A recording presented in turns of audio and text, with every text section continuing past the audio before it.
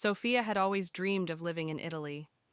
When the opportunity arose, she packed her bags and moved to Florence, eager to embrace the beauty of the ancient city. However, her excitement quickly faded when she realized how isolated she felt. The language was a barrier, turning simple tasks into daunting challenges.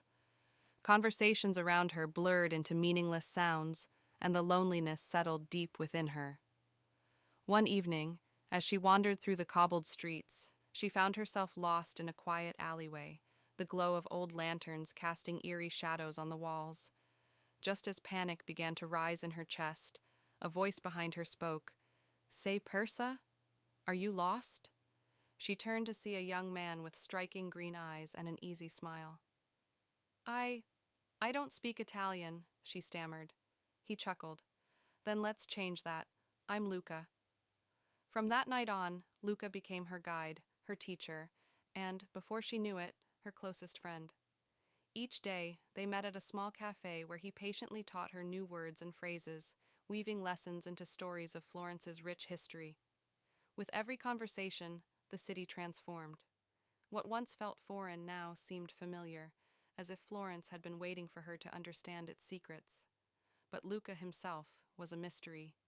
He never spoke about his past, and whenever Sophia asked, he would only smile and change the subject.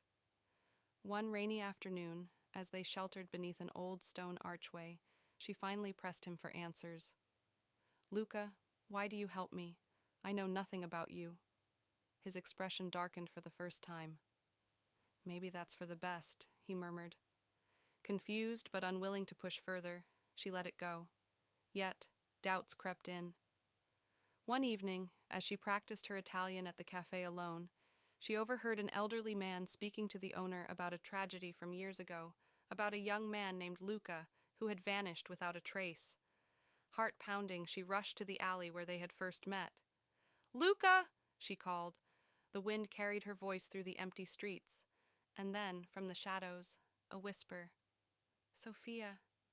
She turned, but there was no one there, only the city, watching, waiting, and in that moment, she realized Florence had more secrets than she had ever imagined.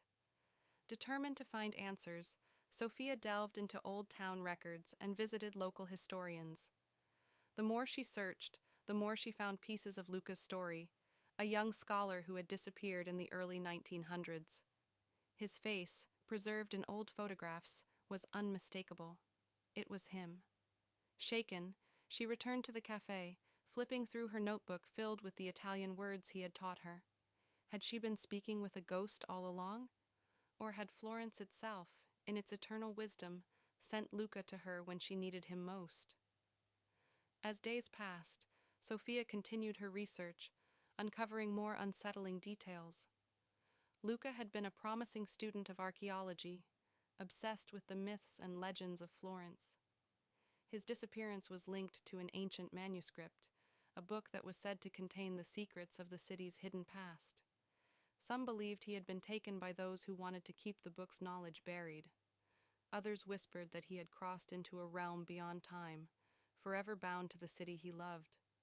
Determined to uncover the truth, Sophia retraced his last steps, visiting the library where he had spent countless hours, searching for clues. In the dim candlelight of an old reading room, she found his name written in a ledger, dated the very day he had vanished, and beside it, a note scribbled in the margins. "The city remembers." That night, as she walked home, Florence felt different. The buildings loomed closer, the statues seemed to watch her, and every shadow seemed to whisper her name. When she arrived at her apartment, she found an envelope slipped under her door. Inside was an old key and a map, marked with a symbol she recognized from Luca's lessons. The map led her to a forgotten crypt beneath an abandoned church. Heart pounding, she descended into the damp darkness, the flickering light of her lantern casting eerie shapes on the walls. At the center of the crypt, she found an ancient wooden chest. As she turned the key in the lock, a familiar voice echoed behind her. "You were meant to find this." She spun around. Luca stood there, his expression both sorrowful and relieved. "Sophia, the book, it holds the past, the present, and the future. You must protect it." Before she could respond, the light dimmed, and Luca began to fade. "Wait!" she cried, reaching out, but her hands met only air. The wind whispered through the crypt, carrying his final words. "The city remembers, and so will you." From that moment on, she no longer walked the city as a stranger. Florence had accepted her, just as it had accepted Luca long ago, and in its whispered secrets, she knew she would never be alone again.